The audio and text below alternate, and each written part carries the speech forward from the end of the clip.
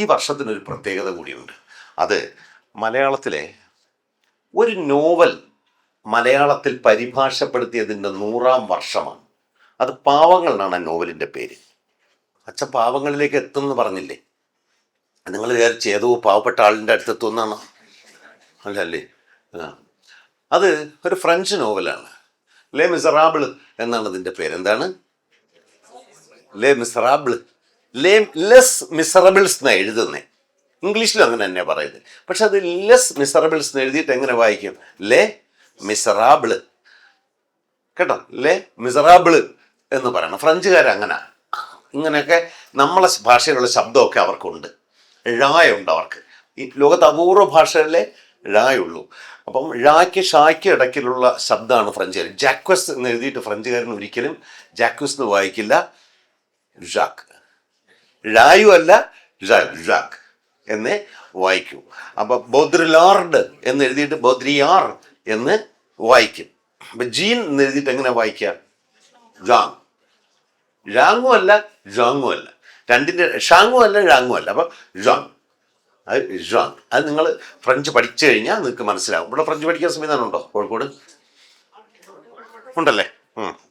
അല്ലെങ്കിൽ തിരുവനന്തപുരത്ത് പോയി അലിയോൺസ് ഫ്രാൻസൈസിൽ പോയി പഠിക്കണം. അലയൻസ് ഫ്രാങ്കോയിസ് എന്ന് എഴുതി. എന്നിട്ട് എങ്ങനെ വായിക്കും? അലിയോൺസ് ഫ്രാൻസൈസ് എന്ന് വായിക്കും. അപ്പം തിരുവനന്തപുരത്ത് പറഞ്ഞാൽ അളിയൻസ് ഫ്രാൻസിസ്, അത് മതി എന്നാണ് പറയുന്നത്. ഫ്രാൻസിൻ്റെ അളിയന്മാർ എന്നാണ് അതിൻ്റെ അർത്ഥം എന്ന് പറയും. ഞാൻ പണ്ട് കുറച്ചേരം പഠിച്ചിരുന്നതാണ്. അതുകൊണ്ട് കേട്ടോ. അപ്പോൾ ഇനി ഒരു കഥ പറയാം. അതായത് ശ്രദ്ധിച്ച് കേൾക്കണേ, നിങ്ങൾക്ക് എല്ലാവർക്കും അറിയാവുന്നൊരു കഥയാണിത്. അതായത് ഒരാൾ ഒരു റൊട്ടി കഷ്ണം മോഷ്ടിച്ചു പട്ടിണി കൊണ്ട്. കേട്ടിട്ടുണ്ടോ? ഉണ്ടോ ഇല്ലേ? ആ റൊട്ടി കഷ്ണം തൻ്റെ സഹോദരിയുടെ മക്കളുടെ പട്ടിണി മാറ്റാനാണ് അത് മോഷ്ടിച്ചത്. പക്ഷെ അയാളെ ഓടിച്ചിട്ട് പിടിച്ചു. ആ കുഞ്ഞുങ്ങൾക്കത് കൊടുക്കാൻ കഴിഞ്ഞില്ല. അതിനു മുമ്പ് അയാളെ പോലീസ് പിടിച്ചുകൊണ്ടുപോയി അയാൾ 5 വർഷം ജയിലിലേക്ക് ശിക്ഷിച്ചു. ഒരു റൊട്ടി കഷ്ണം മോഷ്ടിച്ചത്. നാട് മുഴുവൻ പട്ടിണി ആയതുകൊണ്ടാണ് മോഷ്ടിച്ചത്. ആ മനുഷ്യൻ ജയിലിൽ കൂടെ സഹിക്കാൻ വേണ്ടി ജയിലിൽ ചാടാൻ ശ്രമിച്ചു. അപ്പോൾ പിന്നെയും പിടിച്ചു. 5 കൊല്ലം കൂടെ ശിക്ഷ കിട്ടി. അങ്ങനെ പലതവണ ജയിലിൽ ചാടാൻ ശ്രമിച്ചു. 19 വർഷം അയാൾക്ക് ശിക്ഷ കിട്ടി. ആ മനുഷ്യൻ അവിടെ നിന്ന് ഇറങ്ങി. 19 വർഷം കഴിഞ്ഞ് ഇറങ്ങുമ്പോൾ അയാളുടെ നിയമം ഒരു മഞ്ഞ കടലാസ് കൊടുക്കും. എവിടെ പോയാലും ഇത് കാണിക്കണം. ഏത് ഹോട്ടലിൽ പോയി താമസിക്കുന്നത് കാണണം, വീട്ടിൽ ചെന്നാൽ കാണിക്കണം. ഇതിലെഴുതിയിട്ടുണ്ട്, ഞാൻ 19 വർഷം ജയിലിൽ കിടന്ന ഒരു കുറ്റവാളിയാണ് ഞാൻ. അത് പറഞ്ഞേ കയറ്റാം. അത് കണ്ട ആരെങ്കിലും കയറ്റുമോ? ഇറങ്ങി ജയിലിൽ നിന്ന് ഇറങ്ങി 19 വർഷത്തിന് ശേഷം ലോകം മാറിക്കഴിഞ്ഞു എന്ന് അയാൾ കണ്ടു. 19 വർഷം ഇരുട്ടിലായിരുന്നു. അയാളുടെ ശിക്ഷാവിധി എന്ന് പറഞ്ഞാൽ കപ്പലിലെ ചങ്ങല വലിക്കലായിരുന്നു. അപ്പോൾ ആ മനുഷ്യൻ നടന്നിട്ട് ഒരിടത്തും അയാൾ ആരും കയറ്റിയില്ല, ആരും ആഹാരം കൊടുത്തില്ല. ആ മനുഷ്യൻ ഒരാളോട് ചോദിച്ചു, ഇത് ഇവിടെ ഒരു ബിഷപ്പ് താമസിക്കുന്നത്, അദ്ദേഹത്തിൻ്റെ വീട്ടിൽ ചെല്ലാൻ പറഞ്ഞു. ഈ കഥ നിങ്ങൾ കേട്ടിട്ടുണ്ടോ? ജോങ് വാൽജാൻ എന്ന് പറഞ്ഞാൽ, അല്ലെങ്കിൽ ജീൻ വാൽജീൻ എന്ന് എഴുതിയിട്ട് ജോങ് വാൽജാൻ, ജോങ് വാൽജാൻ എന്ന് പറയുന്ന കള്ളൻ്റെ കഥയാണ്. ആ കഥയാണ് പാവങ്ങൾ. അതിൻ്റെ കാര്യം ഇത്രയാണ്. ആ കഥ ഞാൻ ചെറുതായിട്ട് പറഞ്ഞു തരാം നിങ്ങൾക്ക്. ഈ കഥയില്ല, ഇപ്പോൾ പറഞ്ഞ കഥ അതിൻ്റെ ചെറിയ ഒരു അംശം മാത്രമാണ്. അതിൽ 5% പോലും ഇല്ല. ആദ്യത്തെ അധ്യായത്തിൽ മാത്രം വരുന്നൊരു കഥ. വലിയ ബൃഹത്തായ ഒരു നോവലാണ്. 1864 ഈ നോവൽ എഴുതുമ്പോൾ ഫ്രാൻസിലെങ്ങും കടക്കാൻ പാടില്ലായിരുന്നു വിക്ടർ ഹ്യൂഗോയ്ക്ക്. അത് എഴുതിയ എഴുത്തുകാരൻ്റെ പേരെന്താണ്? വിക്ടർ ഹ്യൂഗോ എന്നാണത് എഴുതുക, 2 പേരായിട്ട്. പക്ഷെ ഫ്രഞ്ചുകാർ ചേർത്ത് മാത്രമേ വായിക്കൂ. അവർ വിക്ടർ ഹ്യൂഗോ എന്നാണ് വായിക്കുക. എന്താണ്? Victor Hugo. ഫ്രഞ്ചിൽ ദ എന്നൊരു ശബ്ദം, DE കണ്ടിട്ടില്ലേ ഏത് പേരിലും? അപ്പം നോർമൻ കോട്ടെ ഡി ഐവറി എന്നൊരു രാജ്യമുണ്ട്, കേട്ടിട്ടുണ്ടോ? പണ്ട് ഈ രാജ്യം, ഇപ്പം വേൾഡ് കപ്പ് കളിക്കാൻ പോകണം അവർ. അത് ഇത്രയുള്ള രാജ്യമാണ്, കോഴിക്കോടിൻ്റെ പകുതിയേ ഉള്ളത്. പക്ഷെ അവർ വേൾഡ് കപ്പ് ഫുട്ബോൾ കളിക്കുക. ഇത്രയും കൂറ്റനായി ഇന്ത്യ ഇതുവരെ ലോകകപ്പ് ദൂരം കണ്ടിട്ടില്ല. അപ്പോൾ കോട്ടെ ഡി ഐവോർ എന്നാണ് എൻ്റെ പേര്. പക്ഷെ അത് ഫ്രഞ്ചിൽ വായിക്കുന്നത് കോട്ട് ദിവോർ എന്നാണ്. DE എന്നുള്ളത് അത് കഴിഞ്ഞ വാക്കിനോട് ചേർത്ത് മാത്രമേ വായിക്കുക. അത് ഡി എന്ന് വായിക്കുക, ദ് എന്ന് വായിക്കുക. കോട്ടെ ഡി ഐവോർ എന്ന് എഴുതിയിട്ട് എങ്ങനെ വായിക്കും? കോട്ട് ദിവോർ എന്ന് വായിക്കും. മറ്റേ ലോകത്തെ ഏറ്റവും മികച്ച ഫുട്ബോളർക്ക് കൊടുക്കുന്ന അവാർഡിൻ്റെ പേരെന്താണ്? ബാലംപള്ളിയോ? ബാലൻ ഡി ഓർ, പക്ഷെ വായിക്കുന്നത് എങ്ങനെ? ബാലൻ ദ്യോർ. ആ ഡി ചേർത്ത് വായിക്കുന്നതാണ് ബാലൻ ദ്യോർ എന്നാണ്. പാംദ്യോർ എന്നൊരു അവാർഡുണ്ട്.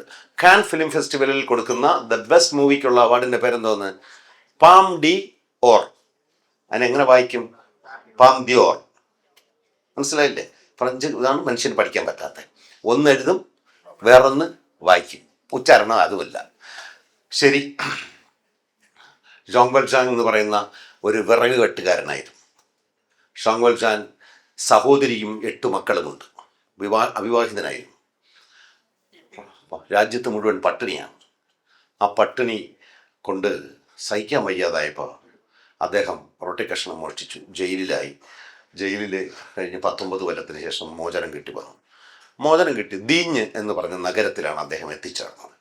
തുലൂസ് എന്ന് പറഞ്ഞ സിറ്റിയിലായിരുന്നു ജയിൽ. അവിടുന്ന് തുറന്നു വിട്ട് നടന്ന് ദീഞ്ഞ് എന്ന് പറഞ്ഞ പട്ടണത്തിൽ അദ്ദേഹം എത്തി.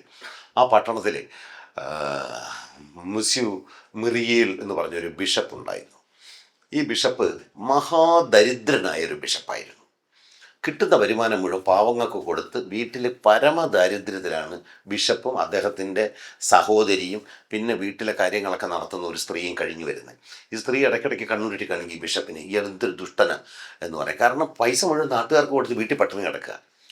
അദ്ദേഹം ഇവിടെ ചാർജ് എടുക്കാൻ വന്നപ്പോഴേ വലിയൊരു കൊട്ടാരമായിരുന്നു ബിഷപ്പിനുള്ളത്. അതിൻ്റെ അടുത്ത് ഒരു ചെറിയ ആശുപത്രിയുണ്ട്, രോഗികൾ കിടക്കും. 10-200 രോഗികളെ 20 പേര് കിടക്കാനുള്ളിടത്ത് 200 പേരെ കുത്തിച്ചെരുക്കിയിട്ടിരിക്കുക. അപ്പോൾ ബിഷപ്പ് പോയിട്ട് എന്ന് പറഞ്ഞു, ഈ അവിടുത്തെ ഡോക്ടറോട് പറഞ്ഞു, ഡോക്ടറെ എനിക്ക് ഇത്രയും വലിയ കൊട്ടാരം ആവശ്യമില്ല, ഞങ്ങൾ 3 ആളേ ഉള്ളൂ, നിങ്ങൾ 200 പേരെ കിടത്തണ്ടേ, ആ കൊട്ടാരത്തിലോട്ട് താമസിച്ചോളാം പറഞ്ഞു. ആശുപത്രി നാളെ മുതൽ അതാണ്, ഞാൻ ഈ ചെറിയ കെട്ടിടം എടുത്തോളാം. ഇതാണ് ആ ബിഷപ്പ് മിറിയേൽ.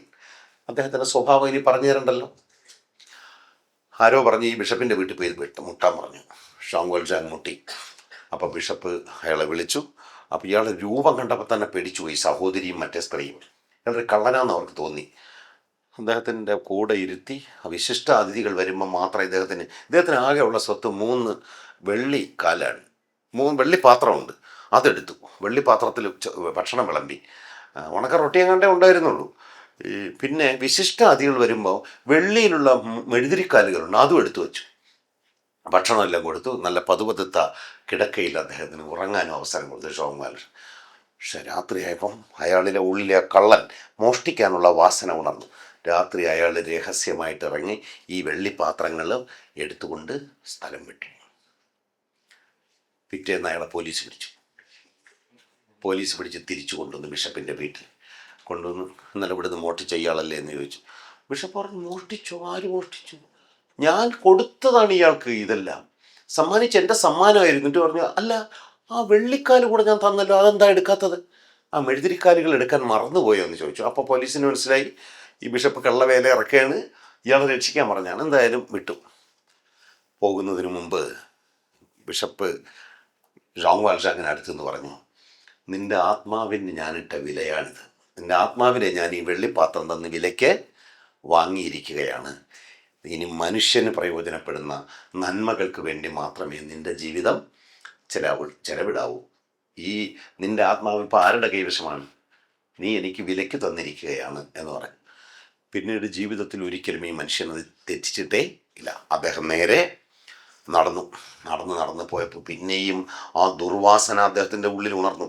വഴിയിൽ വെച്ചൊരു കൊച്ചു കുട്ടിയുടെ കയ്യിൽ നിന്ന് തെറിച്ചുപോയ 50 പൈസ നാണയം, അല്ലെങ്കിൽ ഒരു ഫ്രഞ്ച് നാണയം മോഷ്ടിക്കാൻ ശ്രമിച്ചു അയാൾ. ഒടുവിൽ പിന്നീട് ഇയാൾ ആരും കണ്ടിട്ടില്ല. പിന്നെ അറിയുന്ന കാര്യം, എം എന്ന് പറഞ്ഞ ഒരു നഗരത്തിൽ, അത് മോൺസ്യൂസ് റിയൂൾ എന്ന് പറഞ്ഞ ആർക്കും ഉച്ചരിക്കാൻ പറ്റാത്തൊരു പേരുള്ള നഗരമാണ്. ഈ നഗരത്തിലെ ഒരു പെൺകുട്ടി ഉണ്ടായിരുന്നു, സുന്ദരിയായ ഒരു പെൺകുട്ടി. അവൾ ജോലി അന്വേഷിച്ച് പാരീസിൽ പോയി. ചെറുപ്പക്കാരി പെൺകുട്ടിയാണ്, സുന്ദരിയുമായിരുന്നു. സ്വാഭാവികമായിട്ട് ഈ സുന്ദരിയായ പെൺകുട്ടിയെ പാരീസിലുള്ള വിദ്യാർത്ഥികളായ ചില കാമുകന്മാർ വശീകരിക്കുകയും അവർ കൂട്ടുകാരികളെല്ലാം ചേർന്ന് ഈ കാമുകന്മാരുടെ ചതിക്കുഴിയിൽ പെടുകയും ചെയ്തു. അവസാനം ഈ പെൺകുട്ടി ഗർഭിണിയായി. ഈ കാമുകൻ നിർദ്ദയം അവളെ ഉപേക്ഷിച്ച് സ്ഥലം വിട്ടു. അവൾക്ക് കുഞ്ഞിനെ വളർത്താനോ വീട്ടിൽ തിരിച്ചു പോകാനോ ആരുമില്ലായിരുന്നു. അവസാനം അവൾ ഗതികെട്ട് തൻ്റെ നാട്ടിലേക്ക്, ഈ എം എന്ന് പറഞ്ഞ നഗരത്തിലേക്ക് തിരിച്ചു പോകുന്നു. ഈ നഗരത്തിൽ ചെന്നപ്പോൾ ഇവിടെ ജോലി കിട്ടുക. അവിടെ ഫാദർ മദലിയൻ, ഫാദർ എന്ന് പറയുന്നത് പള്ളിയിലെ അച്ഛൻ എന്നുള്ളതല്ല, സീനിയർ എന്നുള്ള അർത്ഥത്തിലാണ്. ഈ ഫ്രഞ്ചിൽ പെറി എന്നൊരു വാക്കുണ്ട്. അപ്പം മദലിയൻ പെറി എന്ന് പറഞ്ഞു കഴിഞ്ഞാൽ സീനിയർ അച്ഛനും അനു പെറി എന്ന് പറയും. അപ്പം അങ്ങനെ സീനിയർ ഫാദർ മദലിയൻ എന്ന് പറഞ്ഞ ഒരാളൊരു ഫാക്ടറി നടത്തുകയാണ്. ഈ പണ്ട് ഈ നഗരത്തിൽ ഒരുതരം റസീൻ കൊണ്ട്, അരക്ക് കൊണ്ട് കളിപ്പാട്ടങ്ങൾ ഉണ്ടാക്കുന്ന ഒരു വ്യവസായം ഉണ്ടായിരുന്നു. അത് തകർന്നു പോയി. പക്ഷെ പുതിയ ഒരു ടെക്നോളജി കൊണ്ടുവന്ന് ഈ മനുഷ്യൻ ഈ നഗരത്തിൽ ആ പഴയ കച്ചവടം അഭിവൃദ്ധിപ്പെടുത്തി. അവിടെ വലിയ ഫാക്ടറി ഉണ്ടാക്കി. അവിടുത്തെ ആളുകൾക്കെല്ലാം നല്ല ശമ്പളം കൊടുത്തു. അവിടെ അഭിവൃദ്ധി തിരിച്ചു വന്നു. മദലിയനെ ആളുകൾ സ്തുതിക്കുന്നു. മാത്രമല്ല ഈ നഗരത്തിൻ്റെ മേയറായി അദ്ദേഹത്തെ തിരഞ്ഞെടുക്കുകയും ചെയ്തു. ആ സമയത്ത് അദ്ദേഹത്തിൻ്റെ ഒരു ഫാക്ടറിയിൽ ഈ പെൺകുട്ടി ജോലിക്ക് ചെന്നു. പക്ഷേ മക്കളുള്ളവരെ അവിടെ ജോലിക്ക്, അതായത് മക്കളുണ്ടെന്ന് വെച്ചാൽ ഭർത്താവില്ലാതെ കുട്ടികളുള്ളവരെ അവിടെ ജോലിക്ക് എടുക്കില്ല. കാരണം അവർ മോശം പെരുമാറ്റം എന്നാണ് അവിടുത്തെ നിയമം. ഭർത്താവും കുട്ടികളുണ്ടെങ്കിൽ കുഴപ്പമില്ല. പക്ഷെ ഇവള് ഈ കുഞ്ഞിനെ ഒളിപ്പിച്ചു. അവൾ ഒളിപ്പിച്ചത് ഒരു സത്രം നടത്തുന്ന ആളിൻ്റെ കിലോമീറ്ററുകൾക്കകലെ ഒരു സ്ഥലത്ത് ഒരു സത്രം നടത്തുന്ന ഒരു മനുഷ്യൻ, അയാളും അയാളുടെ ഭാര്യ, അവർക്ക് 2 പെൺകുഞ്ഞുങ്ങളുണ്ട്. അവരുടെ കൂടെ തൻ്റെ കൊച്ചു 1.5 വയസ്സുള്ള കുഞ്ഞിനെ കൊണ്ട് ഏൽപ്പിച്ചിട്ട് പറഞ്ഞു, മാസം തോറും ഇത്ര രൂപ അയച്ചു തരണമെന്ന് അയാൾ പറഞ്ഞു. സത്രക്കാരൻ അയച്ചു തരാം, അവൾ നോക്കിക്കൊള്ളണേ എന്ന് പറഞ്ഞു. ശരിയെന്ന് പറഞ്ഞു. എന്നിട്ടാണ് അവൾ വന്നത്. പക്ഷെ അവൾക്ക് അക്ഷരം അറിഞ്ഞുകൂടായിരുന്നു. അപ്പോൾ അവൾ രഹസ്യമായിട്ട് ഈ പൈസ അയച്ചു കൊടുക്കാനായിട്ട് ഒരു സ്ഥലത്ത് പോയി ഒരാളിനെ കൊണ്ട്, പ്രൊഫഷണലായി കത്ത് എഴുതുന്ന ആളുകൾ, ഈ സർക്കാർ ഓഫീസിൻ്റെ ഫ്രണ്ടിലൊക്കെ ആപ്ലിക്കേഷൻ എഴുതി കൊടുക്കാൻ ചില ആളുകളിരിക്കും, ഇവിടെയുണ്ടത്. അതുപോലെയൊക്കെ അത് പതുക്കെ കൂടെ ജോലി ചെയ്യുന്ന പെണ്ണുങ്ങൾ ശ്രദ്ധിച്ചു. ഇവിടെ സ്ഥിരമായിട്ട് എല്ലാ മാസവും ആർക്കാ പൈസ അയക്കുന്നത്, കത്ത് അയക്കുന്നത്. അവരിത് കണ്ടുപിടിച്ചു. അങ്ങനെ അവൾക്കൊരു കുഞ്ഞുണ്ട് എന്നുള്ള വിവരം പുറത്തു വന്നു. അതോടെ അവൾക്ക് ഫാക്ടറിയിലെ ജോലി പോയി. അവൾക്ക് അഭിസാരിക വൃത്തിയിലേക്ക് നീങ്ങേണ്ടിരുന്നു. അവളൊരു ലൈംഗിക തൊഴിലാളിയായി മാറി. ഗതികേട് ഈ കുഞ്ഞിനെ വളർത്താൻ. അതേസമയം ഈ കുഞ്ഞിൻ്റെ സ്ഥിതിയാകട്ടെ, ഈ പരമദുഷ്ടനും ആയ ഒരു മനുഷ്യനായിരുന്നു ഈ സത്രം തെനാർദിയെ എന്നു പേരുള്ള ആൾ. അയാളും ദുഷ്ടതയുടെ ആൾരൂപമായ ആ സ്ത്രീയും ചേർന്ന് ഒരു കൊച്ചു കുരുവി പോലുള്ള ഈ കുഞ്ഞിനെ ഉപദ്രവിച്ച് ദ്രോഹിച്ച് അതിനെക്കൊണ്ട് ജോലി ചെയ്യിച്ച് തീറ്റ കൊടുക്കാതെ ഉടുതുണി കൊടുക്കാതെ വളരെ കഷ്ടപ്പെടുത്തുകയായിരുന്നു. ഇതൊന്നും ഈ കുട്ടി അറിഞ്ഞില്ല. അവസാനം ഫന്തി എന്നാണ് ഈ അമ്മയുടെ പേര്. ഈ കുട്ടിയെ പോലീസ് അറസ്റ്റ് ചെയ്തു. ആ നിമിഷത്തിലാണ് ഫാദർ മദലിയൻ, മേയറാണ്, അദ്ദേഹം അറിഞ്ഞത് ഈ കുട്ടിക്ക് ഇങ്ങനെ ഒരു സംഭവം ഉണ്ടായി. ഞാൻ ഉണ്ടാക്കിയ ഒരു നിയമം കാരണമാണ് അവൾക്ക് ജോലി പോയത്. അവൾ വ്യഭിചാരക്കുറ്റത്തിന് അവളെ പോലീസ് പിടിച്ചുകൊണ്ട് പോയത്. അവളെ ജയിലിൽ അടയ്ക്കാനായിട്ട് കൊണ്ടുപോവുകയാണ്. അപ്പം ഈ മേയർ അത് അന്വേഷിച്ചു, ഇവക്കൊരു കുഞ്ഞുണ്ടെന്നും അതിങ്ങനെ കഷ്ടപ്പെട്ട് കഴിയുകയാണെന്നും അതിനു വേണ്ടിയാണ് അവൾ കഷ്ടപ്പെടുന്നത് മനസ്സിലാക്കി മേയർ ചെന്നപ്പോൾ ഇൻസ്പെക്ടർ അവളെ ജയിലിൽ കൊണ്ടുവന്നിരിക്കുന്നത്. ഇൻസ്പെക്ടർ കർക്കശക്കാരനായ ഒരു ഇൻസ്പെക്ടർ. അദ്ദേഹത്തിൻ്റെ പേര് ജവേർ എന്നാണ് അദ്ദേഹത്തിൻ്റെ പേര്. ആ മനുഷ്യൻ്റെ പ്രത്യേകത, നിയമം നടപ്പിലായിരിക്കണം. അയാൾ സത്യസന്ധനാണ്, ഒരു വിട്ടുവീഴ്ചയില്ല. അയാൾ പറഞ്ഞു ജയിലിൽ കൊണ്ടു. അപ്പോൾ അയാൾ മേയർ പറഞ്ഞു, മേയർ എന്ന വിശേഷാധികാരം ഉപയോഗിച്ചുകൊണ്ട് ഞാൻ ഈ സ്ത്രീയെ സ്വതന്ത്രയാക്കുന്നു. അപ്പോൾ യേശുവിൻ്റെ നിലവാരത്തിലേക്ക് വരിക മനുഷ്യൻ. അങ്ങനെ അപ്പോൾ ഇൻസ്പെക്ടർ പറഞ്ഞു ശരി, മേയറുടെ അധികാരം ഞാൻ സമ്മതിച്ചെന്നിരിക്കുന്നു എന്നൊന്ന് സമ്മതിച്ചു. പക്ഷെ ഇയാൾ പോയി കഴിഞ്ഞപ്പോഴേ ഈ ജാവേർ പറഞ്ഞു, ഇയാൾ എവിടെയോ എനിക്ക് ഓർമ്മയുണ്ട്, ഞാൻ ഈ മേയറെ മുമ്പ് എവിടെയോ കണ്ടിട്ടുണ്ട്, ആരാണിത് അയാൾ? അയാൾ ആലോചിച്ചു പറഞ്ഞു, പണ്ട് ഞാൻ തൂലൂസിലെ ജയിലിൽ തടവുകാരുടെ മേൽനോട്ട ഉദ്യോഗസ്ഥനായിരുന്ന സമയത്ത് അവിടെ കിടന്ന ഒരു തടവുകാരനെ പോലെ ഷോങ് വാൽഷ എന്നായിരുന്നു അയാളുടെ പേര്. പക്ഷേ ഇയാൾ ഇവിടെ മേയറാവാൻ ഒരു വഴിയും ഇല്ല. ഈ ഇൻസ്പെക്ടർക്ക് അത് ഓർമ്മയുണ്ട്.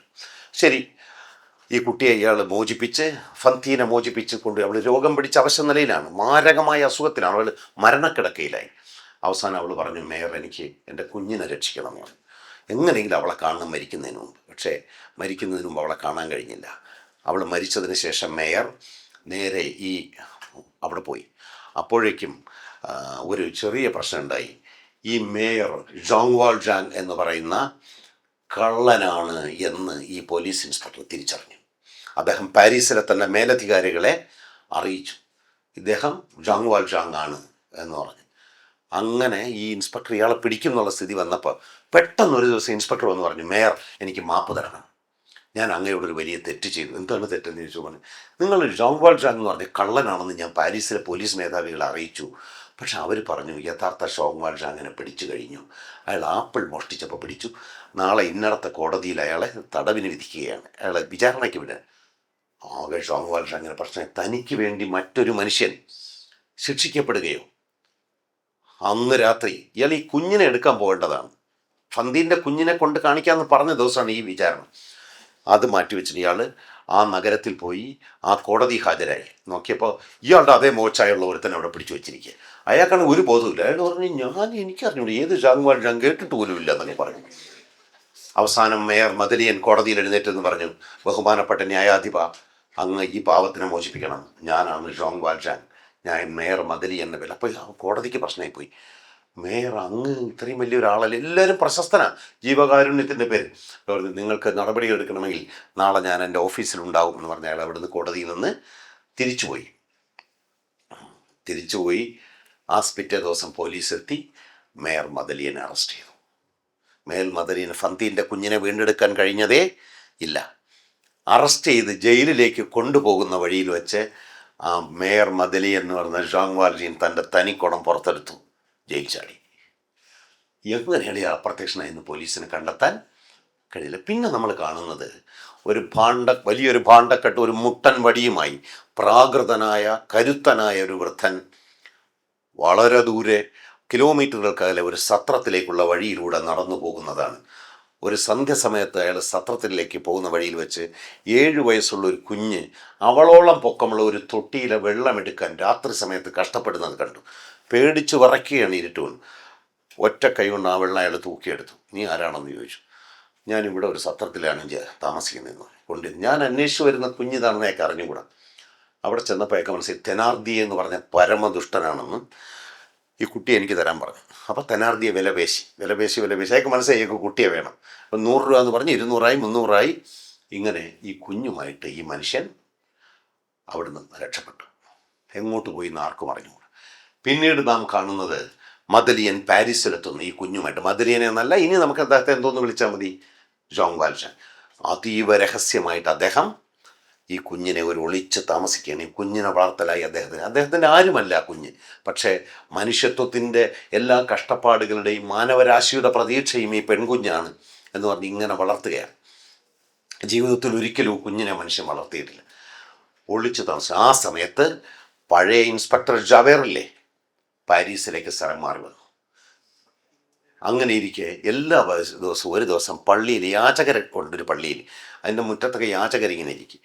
എല്ലാ ദിവസവും എല്ലാ വെള്ളിയാഴ്ചയും അവിടെ പോയി യാചകർക്ക് പൈസ കൊടുക്കുന്ന ഒരു യാചകനെ പോലിരിക്കുന്ന ഒരു മനുഷ്യനുണ്ടെന്നുള്ള കഥ അവിടെ പ്രചരിപ്പിച്ചു. ആരാണതെന്ന് മനസ്സിലായില്ലേ?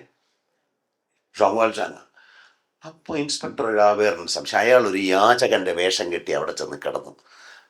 ഒരൊറ്റ നോട്ടത്തിൽ, പൈസ ഇട്ട നോട്ടത്തിൽ അയാളൊന്ന് നോക്കിയപ്പോൾ ജോങ് വാൽജാങ്ങിനും മനസ്സിലായി, ജാവേറിനും മനസ്സിലായി ഇതാരൊക്കെയാണെന്ന്. ആ നിമിഷം അയാൾ അപ്രത്യക്ഷനായി. പിന്നീട് ഇയാളെ പിടിക്കാനായിട്ട് ജാവേർ പട്ടാളവും പോലീസിനെയും കൊണ്ട് നടക്കുന്നു. അവസാനം താൻ പിടിക്കപ്പെടുന്നപ്പോൾ ഈ കൈക്കുഞ്ഞുമായിട്ട് ഇയാൾ പാരീസിലെ ഗലികളിലൂടെ ഒളിച്ചോടി ഒരു കന്യാസ്ത്രീ മഠത്തിൻ്റെ അടുത്ത് ചെന്ന് പെട്ടു. അത് കന്യാസ്ത്രീ മഠമാണെന്ന് അയാൾക്ക് അറിഞ്ഞുകൂടായിരുന്നു. രക്ഷപ്പെടാൻ ഒറ്റ വഴിയുള്ളൂ, ഈ കുഞ്ഞിനെ തോളത്ത് കെട്ടിവെച്ച് അയാൾ ആ മതിലിലൂടെ ഉള്ളിലേക്ക് വലിഞ്ഞേറി കുഞ്ഞിനെ കയറിൽ കെട്ടി വലിച്ച് മേലോട്ടത്ത് ചാടി, മഠത്തിലേക്ക് ചാടി. സ്ത്രീ അന്ന് ഇപ്പോഴത്തെ കന്യാസ്ത്രീ മഠമല്ല, പുരുഷന്മാരായ ആരെങ്കിലും ഉണ്ടെങ്കിൽ ലോകം അവസാനിക്കുമെന്ന് വിചാരിച്ചിരുന്ന ഒരു കന്യാസ്ത്രീ മഠമാണ്. ഭയങ്കര മതിൽക്കെട്ടുകളൊക്കെയുള്ള. അവിടെ ചെന്ന് ചാടി ഒളിച്ചിരുന്നു. അവിടെ ഒരേ ഒരു പുരുഷനേ ഉള്ളൂ, അത് അവിടുത്തെ തോട്ടക്കാരനായ ഒരു വയസ്സന. അയാൾ നടക്കാൻ ഒരു കാലിലൊരു മണി കെട്ടി വെച്ചിട്ടുണ്ട്. എന്ന് വെച്ചാൽ ഇയാൾ നടക്കുമ്പോൾ കിണികിണിന്ന് അടിച്ചുകൊണ്ടിരിക്കും. എന്തിനാണെന്നറിയാം, ഇയാളെ കണ്ടു കഴിഞ്ഞാൽ കന്യാസ്ത്രീകളെല്ലാം ചാടി മുറിക്കകത്ത് റിപ്പോർട്ട് ചെയ്യും, പുരുഷന്മാരെ കാണാൻ പാടില്ല. അത് ഈ വിക്ടറിയൊക്കെ അതിനെയൊക്കെ കളിയാക്കാൻ വേണ്ടി എഴുതുന്നത്. എന്നാൽ മദർ സുപ്പീരിയറിന് മാത്രം കാണും. അപ്പോൾ ജോങ് വാൽജാങ് ഇയാളെ കണ്ട്, ഇയാളെ അത്ഭുതത്തിൽ കണ്ടുപോയപ്പോൾ ഈ മനുഷ്യൻ ചോദിച്ച്, മൊസ്യൂ മദലിയൻ, അങ്ങെന്തിനാ ഇവിടെ വന്നത്? അങ്ങേക്കൊരു മോളുണ്ടോ? കൊച്ചുമോളായിരിക്കുമല്ലോ എന്നൊക്കെ ചോദിക്കുന്നു ഈ കുഞ്ഞിന്. അപ്പോൾ അയാൾ ചോദിച്ചു, നിങ്ങൾക്ക് എങ്ങനെ അറിയാം എന്ന് ചോദിച്ചു. മൊസ്യൂവിന് അറിഞ്ഞുകൂടെ, ഒരു ദിവസം ഞാൻ ഒരു വലിയ വിറക് വണ്ടിയുമായി, ഞാൻ വണ്ടി ഉന്തുകാരനായിരുന്നു, കുതിരവണ്ടി ഓടിച്ചു, എൻ്റെ കുതിര വീണുപോയി, കാലൊടിഞ്ഞ് വീണു, എൻ്റെ വണ്ടി താഴ്ന്ന് എൻ്റെ പുറത്തേക്ക് വീണു. ഒരു മനുഷ്യൻ പോലും എന്നെ വണ്ടി ഉയർത്താൻ ശക്തിയുള്ളവരുണ്ടായിരുന്നില്ല, എല്ലാവരും കണ്ടുകൊണ്ട് നിന്നതേ ഉള്ളൂ. അപ്പോൾ അങ്ങ് മാത്രമാണ് ഇറങ്ങി വന്ന് ഇത്രയും ഉന്നതമായ രാജകീയ വേഷങ്ങളിൽ വന്ന മേയറായ അങ്ങ് സ്വന്തം തോളിൽ കൊണ്ട് ഈ വണ്ടി ഉയർത്തി എന്നെ രക്ഷിച്ചു. അന്ന് എൻ്റെ കാലുകൾ ഒടിഞ്ഞു. അങ്ങാണ് എനിക്ക് ഈ കന്യാസ്ത്രീ മഠത്തിൽ ജോലി വാങ്ങിത്തന്നത് എന്ന് പറഞ്ഞപ്പോൾ ശരി, എന്നെ നിങ്ങൾ തിരിച്ച് സഹായിക്കാൻ സമയമായി. എൻ്റെ കഥ മുഴുവൻ പറഞ്ഞു. 5 കൊല്ലം ആ മഠത്തിൽ ഒളിച്ചു താമസിപ്പിച്ചു. ഇയാൾ കന്യാസ്ത്രീ മദർ സുപ്പീരിയറോട് പറഞ്ഞു, എനിക്ക് വയസ്സായി വരിക, നാട്ടിൽ നിന്ന് എൻ്റെ അനിയൻ വന്നിട്ടുണ്ട്, അവനൊരു കുഞ്ഞുമുണ്ട്, അവരെ ഇവിടെ വളർത്തണം. അങ്ങനെ കുഞ്ഞിനെ മടത്തിച്ചത്. ഭാവിയിൽ എവിടെ കന്യാസ്ത്രീയാക്കാന്നൊരു വാഗ്ദാനവും കൊടുത്തു. അങ്ങനെ 5 കൊല്ലം ഒളിച്ചു താമസിപ്പിച്ചു. 5 കൊല്ലത്തിന് ശേഷം പാരീസിലേക്ക് ഒരുപാട് മാറ്റങ്ങൾ വന്നു. നെപ്പോളിയൻ മൂന്നാമൻ എന്ന് പറഞ്ഞ ദുഷ്ടനായ ഭരണാധികാരി രാജ്യം ഭരിക്കുന്നു. അയാൾക്കെതിരെ കലാപങ്ങൾ നടക്കുന്നു. ആ സമയത്ത് പഴയ സത്രമെല്ലാം വിറ്റ് തെനാർദിയർ, അയാളുടെ മക്കൾ വലുതായി, ഭാര്യയും കൂടി പാരീസിൽ എത്തി ഒരിടത്ത് താമസിക്കുന്നു. ഈ സമയത്ത് കൊസേത്ത് എന്ന് പേരിട്ട ഈ പെൺകുട്ടി, ഫന്തീൻ്റെ മകളുടെ പേര് കൊസേത്ത് എന്നായിരുന്നു. കൊസേത്ത് എന്ന് പറഞ്ഞ കുട്ടി പ്രായപൂർത്തിയായി 17 വയസ്സുള്ള സുന്ദരിയായൊരു പെൺകുട്ടിയായി. ആ സമയത്ത് പാരീസിലെ ഒരു മഹാപ്രഭുവിൻ്റെ കൊച്ചുമകൻ, മകളുടെ മകനായ മാരിയൂസ് എന്ന് പറഞ്ഞൊരു ചെറുപ്പക്കാരൻ ഈ പ്രഭുവിനോട്, അപ്പൂപ്പനോട് പിണങ്ങി ഇവരുടെ താമസ സ്ഥലത്തിനടുത്ത് താമസിക്കുകയും വഴിയിൽ വെച്ച്, പാർക്കിൽ വെച്ച് ഈ കുട്ടിയെ കൊസേത്തിനെ കണ്ട് അവളോട് വലിയ ഇഷ്ടമായി. പക്ഷേ ഇഷ്ടമായി ഇവൻ സംസാരിക്കാൻ ശ്രമിച്ച നിമിഷത്തിൽ ഷാങ് വാൽഷാങ് ഇവളെയും കൊണ്ട് മുങ്ങി. കാരണം ഷാങ് വാൽഷാങ്ങിനറിയാം ഏത് സമയത്തിനും പോലീസ് ആരുടെ രൂപത്തിൽ വരും, ഇൻസ്പെക്ടർ ഷവേറിൻ്റെ രൂപത്തിൽ വരും. ഇനി ഒരു കൊച്ചു കഥയിലേക്ക് ഞാൻ തിരിച്ചു പോകാം. നെപ്പോളിയൻ ബോണപ്പാർട്ടില്ലേ, ഫ്രഞ്ച് ചക്രവർത്തി, അദ്ദേഹം ഒരു യുദ്ധത്തിൽ തോറ്റു. ഏത് യുദ്ധത്തിൽ? വാട്ടർലൂ. ഈ വാട്ടർലൂ എന്ന് പറഞ്ഞ സ്ഥലം എവിടെയാണെന്ന് അറിയാമോ? വാട്ടർലൂ എന്ന് പറഞ്ഞാൽ ലണ്ടനിലൊരു സ്ഥലമുണ്ട്, വാട്ടർലൂ റെയിൽവേ സ്റ്റേഷൻ. യഥാർത്ഥത്തിൽ യുദ്ധം നടന്ന വാട്ടർലൂ എന്ന് പറയുന്നത് ഇന്ന് ബെൽജിയത്തിലാണ്, അല്ലാതെ നമ്മുടെ ഫ്രാൻസിൽ അല്ല. ഈ വാട്ടർലൂവിൽ വെച്ച് എല്ലാ സൈന്യങ്ങളും, യൂറോപ്യൻ സൈന്യം ലോർഡ് വെല്ലിംഗ്ടൻ്റെ നേതൃത്വത്തിൽ ആരെ തോപ്പിച്ചു? നെപ്പോളിയനെ തോപ്പിച്ചു. ആ ലോർഡ് വെല്ലിംഗ്ടൺ അതിനു മുമ്പ് ജോലി എവിടെയായിരുന്നു എന്നറിയാമോ? കോഴിക്കോട്ടായിരുന്നു. അദ്ദേഹത്തിന് ജോലി കേരളവർമ്മ പഴശ്ശിരാജയെ പിടിക്കലായിരുന്നു. അതിൽ അദ്ദേഹം തോറ്റുപോയി. അദ്ദേഹം അതിൻ്റെ വാശിക്ക് നേരെ പോയി ആരെ പിടിച്ചു? അവിടെ ചെന്ന് നെപ്പോളിയനെ പിടിച്ചു കളഞ്ഞു. ഭയങ്കരനല്ലേ? ആ കഥ അറിഞ്ഞൂടല്ലേ? ഇതാണ് ഈ ചരിത്രം പഠിപ്പിക്കുന്ന ഒരു കാൽഭാഗെ പഠിപ്പിക്കും, ബാക്കി കാൽഭാഗം അവരെ കീശയിൽ വയ്ക്കും. അപ്പം എന്തായാലും കുഞ്ഞുങ്ങളെ, ഈ യുദ്ധം യൂറോപ്പിൻ്റെ ചരിത്രം മാറ്റിമറിച്ച വാട്ടർലൂവിൽ നെപ്പോളിയൻ്റെ കൂടെ നിന്നവരെല്ലാം മരിച്ചു. ചക്രവർത്തിയെ നാട് കടത്തി. ജനങ്ങൾ ആരാധിച്ച മനുഷ്യൻ, ഒരുവട്ടെ ലോകത്ത് ആരും ഇത്രയും ഒരു ചക്രവർത്തിയെ ആരാധിച്ച് കാണില്ല. അങ്ങനെ വാട്ടർലൂവിൽ ആളുകൾ മരിച്ചു കിടക്കുകയാണ്. അതിൻ്റെ ഇടയിൽ ഒരു കഴുതപ്പുലിയെ പോലെ ഒരുത്തൻ, ഒരു കുറുനരിയെ പോലെ ഒരു വൃത്തികെട്ടവൻ പരതി നടക്കുന്നത് നമുക്ക് കാണാം. യുദ്ധം കഴിഞ്ഞ യുദ്ധഭൂമിയിൽ ശവങ്ങൾക്കിടയിൽ പരതി. എന്തിനെന്നറിയോ? ശവങ്ങളിൽ നിന്ന് മോതിരം, മാല, വില പിടിച്ചത് മോഷ്ടിക്കാൻ. ഇങ്ങനെ നടന്ന് ചെന്നപ്പോൾ ഒരു പടനായകൻ, ഒരു ജനറൽ മരിക്കാതെ കിടക്കുകയാണ്. അയാൾ കൈ ഇങ്ങനെ ഒന്ന് നിവർന്ന് വീണു. അയാളുടെ പുറത്ത് ശവങ്ങൾ കിടക്കുക. അപ്പോൾ ഈ കള്ളനുണ്ടല്ലോ, നോക്കിയപ്പോൾ നല്ല മോതിരം പതുക്കെ ഉരിയെടുത്തിട്ട് ശവം ഒന്നുകൂടെ വലിച്ച് പുറത്തോട്ടിട്ട് വേറെ വല്ലതും കൂടെ കിട്ടും. അപ്പോൾ ആ മനുഷ്യൻ, നിങ്ങൾ ആരാണ് എന്നെ രക്ഷിച്ചത് എന്ന് ചോദിച്ചു. ആ പാവം വിചാരിച്ച എന്തോന്നാണ്, ഇയാളെ രക്ഷിക്കുകയാണ്. ഉടനെ ഈ കള്ളൻ പറഞ്ഞ്, ഞാനും അങ്ങയുടെ പട്ടാളത്തിൽ ഒരു പട്ടാളക്കാരനാണെന്ന് പറഞ്ഞു. മറ്റേക്ക് ഓർമ്മയൊന്നുമില്ലല്ലോ. ഉടനെ അയാൾ പറഞ്ഞു, എൻ്റെ പേര് ജനറൽ പോങ്മർസി.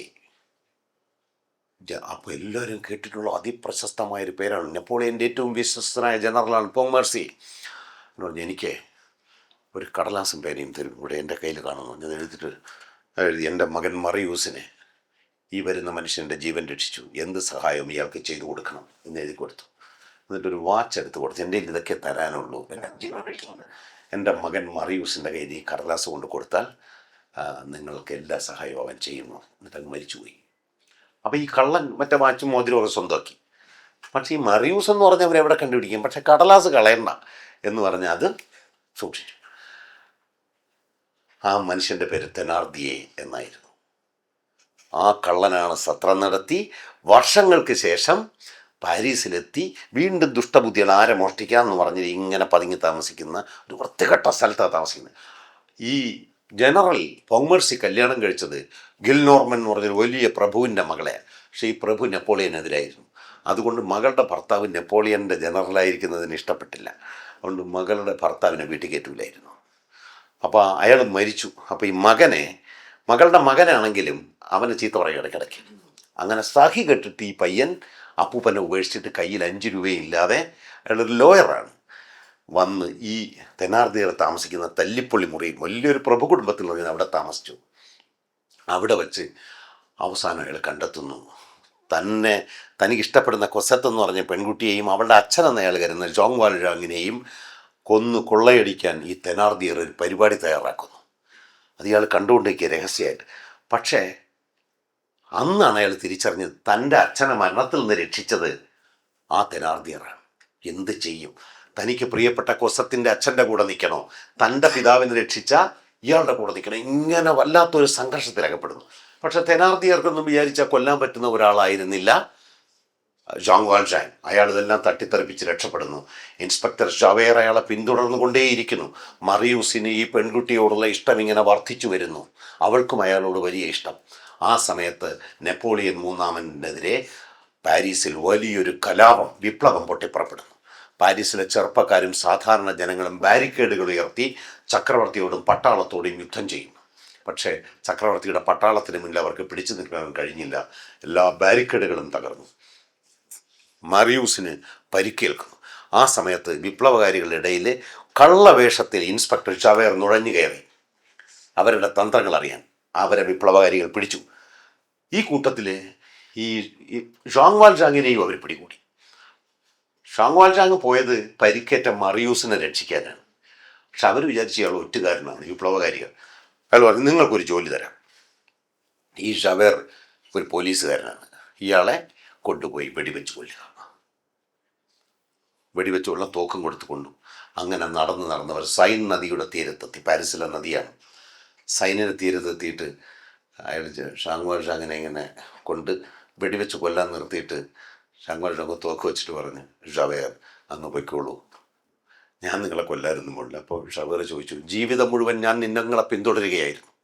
നിങ്ങൾ ഇത്രയും നല്ലവനാണെന്നോ ജീവകാരുണ്യമുള്ളവനാണെന്നോ എൻ്റെ വിഷയമല്ല. നിങ്ങൾ തെറ്റ് ചെയ്തോ നിയമത്തിന് മുമ്പാണ്. പക്ഷേ എന്തിനാണ് നിങ്ങൾ എന്നെ കൊല്ലാതെ വിട്ടത്? ആരെയും കൊല്ലാൻ ഉള്ള എല്ലാ അവകാശവും ദൈവത്തിന് മാത്രമേ ഉള്ളൂ. കൊല്ലാൻ മനുഷ്യന് അവകാശമില്ല. അതുകൊണ്ട് സ്നേഹിക്കാൻ മാത്രമേ മനുഷ്യന് അവകാശമുള്ളൂ എന്ന് പറഞ്ഞ് വെറുതെ വിട്ടു. പക്ഷേ ആ കുറ്റബോധത്തിൽ ഷവേറിന് മുന്നോട്ട് നീങ്ങാൻ കഴിയും. ഇതുപോലുള്ളൊരു ക്രിസ്തു സദൃശനായ ഒരു മനുഷ്യനെയാണല്ലോ ഞാൻ ഒറ്റുകൊടുക്കുകയും ദ്രോഹിക്കുകയും ചെയ്യുന്നുള്ള കുറ്റബോധത്താൽ അയാൾ സൈൻ നദിയിൽ ചാടി മരിച്ചു. ജോങ് വാൽജാങ് തിരിച്ചു വന്നപ്പോഴേക്കും വിപ്ലവം എൻ്റെ ഉച്ചകോടിയിലെത്തി. മറിയൂസ് മരിച്ചു പോകുന്നുള്ള സ്ഥിതിയിലെത്തി. മറിയൂസിനെ രക്ഷിച്ച് പാരീസിനടിയിലുള്ള കാറ്റക്കോംസ് എന്ന് പറയുന്ന ഗുഹാമാർഗങ്ങളുണ്ട് നഗരത്തിൻ്റെ അകത്ത്. അതായത് അഴുക്കുവെള്ളമൊക്കെ പോകാൻ വേണ്ടിയുള്ള ഇത്രയും പൊക്കമുള്ള ഇതുപോലുള്ള മാർഗ്ഗങ്ങളുണ്ട് കാറ്റക്കോംസ്. നിങ്ങൾ ഗൂഗിൾ ചെയ്താൽ അതിൻ്റെ വീഡിയോകൾ കിട്ടും. പാരീസിലെയും റോമിലുമുള്ള കാറ്റക്കോംസ് എന്ന് പറയുന്ന ഗുഹാമാർഗ്ഗങ്ങൾ. ആ അഴുക്കുവെള്ളം അതിനകത്തൂടെ പോകുന്നത്. അതിനകത്തൂടെ സഞ്ചരിച്ച് ഈ കുട്ടിയെ രക്ഷിക്കുന്നു, ഈ മറിയൂസിനെ രക്ഷിക്കുന്നു. പിന്നീട് മറിയൂസും കൊസത്തും വിവാഹം കഴിക്കുന്നു. മറിയൂസിൻ്റെ അപ്പൂപ്പൻ മകനെ സ്വീകരിക്കുന്നു. പൊങ്മോർസി അംഗീകരിക്കുന്നു. വലിയൊരു പ്രഭുകുമാരിക്ക് തുല്യമായ വലിയ സ്ത്രീധനം മുഴുവൻ കൊടുത്ത്, ഒരുപാട് സ്വത്ത് ജോങ് വാൽജാങ് ഉണ്ടാക്കിയിരുന്നു, അത് മുഴുവൻ കൊടുത്ത് മകളെ രക്ഷിച്ചു. എന്നിട്ട് അവസാനം അവരുടെ കൂടെ താമസിക്കാമെന്ന് പറഞ്ഞു. വേണ്ട, എനിക്കെൻ്റെ പഴയ ചാക്കുടുപ്പും ചെറിയൊരു താമസ സ്ഥലവും മതി. കുറച്ച് കഴിഞ്ഞ് അദ്ദേഹം വൃദ്ധനായി മരിച്ചു കഴിഞ്ഞപ്പോൾ അദ്ദേഹത്തിൻ്റെ ഈ നോവൽ അവസാനിപ്പിച്ചുകൊണ്ട് വിക്ടർ ഹ്യൂഗോ എഴുതുന്നു, ഒന്നും കൊത്തിവെക്കാത്ത ഒരു കല്ലറയായിരുന്നു ആ മനുഷ്യന് ഉണ്ടായിരുന്നത്. എൻ്റെ പുറത്തൊന്നും പേരോ ഒന്നും ഉണ്ടായിരുന്നില്ല. കുറച്ച് കഴിഞ്ഞപ്പോൾ ഏതോ കാറ്റത്തും മഴയത്തും ആ കല്ലറയും തകർന്നു പൊടിഞ്ഞ് പോയി. ഭൂമിയിൽ ഇങ്ങനെ ഒരു മനുഷ്യനുണ്ടായിരുന്നു എന്ന് ആരും പിന്നെ അറിഞ്ഞതേ ഇല്ല എന്ന് പറഞ്ഞ് ഈ നോവലിൻ്റെ പ്രത്യേകത, അത് പാരീസിലെ പാവങ്ങളുടെ മുഴുവൻ ജീവിതം, ദാരിദ്ര്യം, ഏത് വിപ്ലവമോ പ്രസ്ഥാനമോ ഒക്കെ ചെയ്തതിനേക്കാൾ ആളുകളുടെ ജീവിതം മാറ്റാൻ ഇതിന് കഴിഞ്ഞു. ഈ പുസ്തകം നാലപ്പാട്ട് നാരായണ മേനോൻ എന്ന് പറഞ്ഞ കവി ആണ് മലയാളത്തിൽ വിവർത്തനം ചെയ്തത്. 100 കൊല്ലം 1925 ഞാനിത് അവസാനിപ്പിക്കാൻ പോവുകയാണ്. നിങ്ങൾക്ക് ബോറടിച്ചു എന്ന് എനിക്കറിയാം. എന്നാൽ പൈസ 2 വരും ബോറടിച്ചില്ലെങ്കിൽ. ഒരു കഥ കൂടി പറഞ്ഞോട്ടെ. മഹാകവി വള്ളത്തോളിനെ കുറിച്ച് ഇയാൾ പറഞ്ഞില്ലേ അല്ലേ? പെറ്റമ്മയാണ് ഏറ്റവും നല്ല അമ്മ, അപ്പുറത്തെ അമ്മ മോശം അമ്മ എന്നൊക്കെ പറഞ്ഞില്ലേ മറ്റേ കവിത. മഹാകവി വള്ളത്തോളിന് ഇംഗ്ലീഷ് അറിഞ്ഞുകൂടായിരുന്നു. അദ്ദേഹത്തിൻ്റെ കൂട്ടുകാരനായിരുന്നു നാലപ്പാട്ട് നാരായണ മേനോൻ. നാലപ്പാട്ട് നാരായണ മേനോന്റെ സഹോദരിയുടെ ആ, മകളാണ് മാധവിക്കുട്ടി. സഹോദരിയുടെ മകളുടെ പേര് നാലപ്പാട്ട് ബാലാമണി അമ്മ. നേരിട്ട് സഹോദരി എൻ്റെ സഹോദരിയുടെ മകളാണ്. അപ്പൊ അവരുടെ മകളാണ് മാധവിക്കുട്ടി. കേട്ടിട്ടില്ലേ മാധവിക്കുട്ടി? ആ നാലപ്പാട്ട് നാരായണ മേനോൻ ഇംഗ്ലീഷ് നോവലൊക്കെ വായിക്കും. അങ്ങനെ വിക്ടർ യുഗയുടെ പാവങ്ങൾ വായിച്ചിട്ട് വള്ളത്തോൾ നാരായണ മേനോന് കഥ പറഞ്ഞു കൊടുത്തു. മഹാകവിക്ക് ചെവി കെട്ടുകൂടായിരുന്നു. അപ്പോൾ എങ്ങനെയാണോ ഇത് പറഞ്ഞു കേൾപ്പിച്ചത്? മൈക്കൊക്കെ വെച്ച് പറഞ്ഞാലേ കേൾക്കൂ. പക്ഷെ കഥ കേട്ട് രസം പിടിച്ചു പറഞ്ഞ് നാരായണ മേനെ ഇത് വിവർത്തനം ചെയ്യണമെന്ന് പറഞ്ഞു.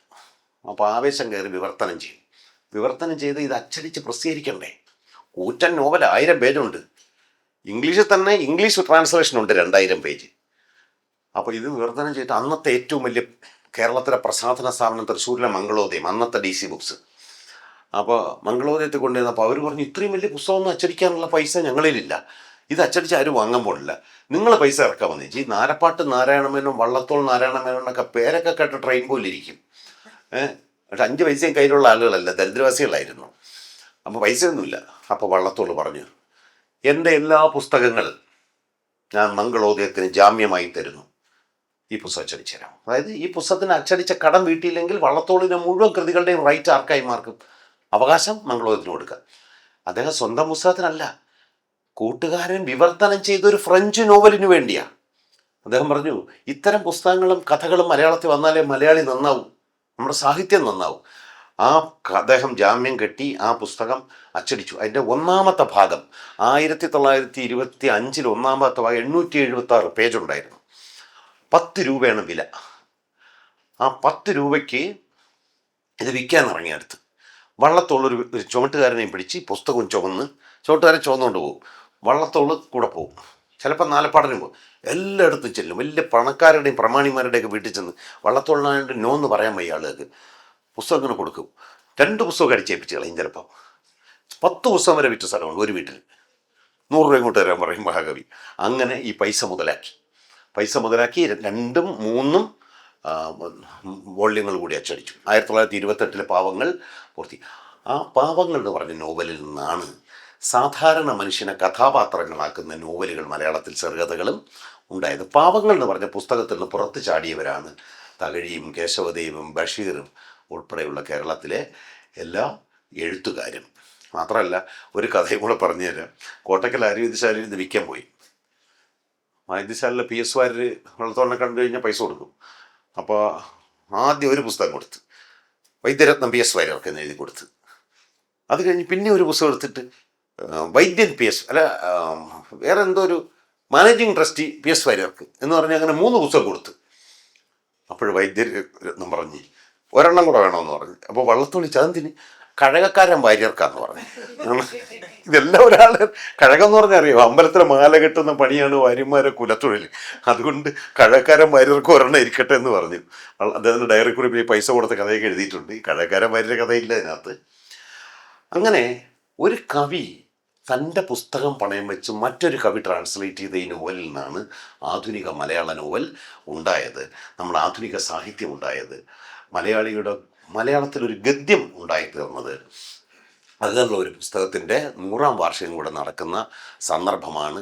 കേരളം 70ാം പിറന്നാളിലേക്ക് കിടക്കുന്ന ഈ ദിവസം നിങ്ങളോട് സംസാരിച്ചതിൽ എനിക്ക് വലിയ സന്തോഷം. ഇത്രയും സുന്ദരികളും സുന്ദരന്മാരും മിടുക്കന്മാരും മിടുക്കികളുമായ കുട്ടികളുടെ ഇടയിലാണ്. നിങ്ങൾക്ക് ഞാൻ ഒന്നുകൂടി കേരളപ്പിറവി ആശംസിക്കുന്നു. എല്ലാവർക്കും നമസ്കാരം.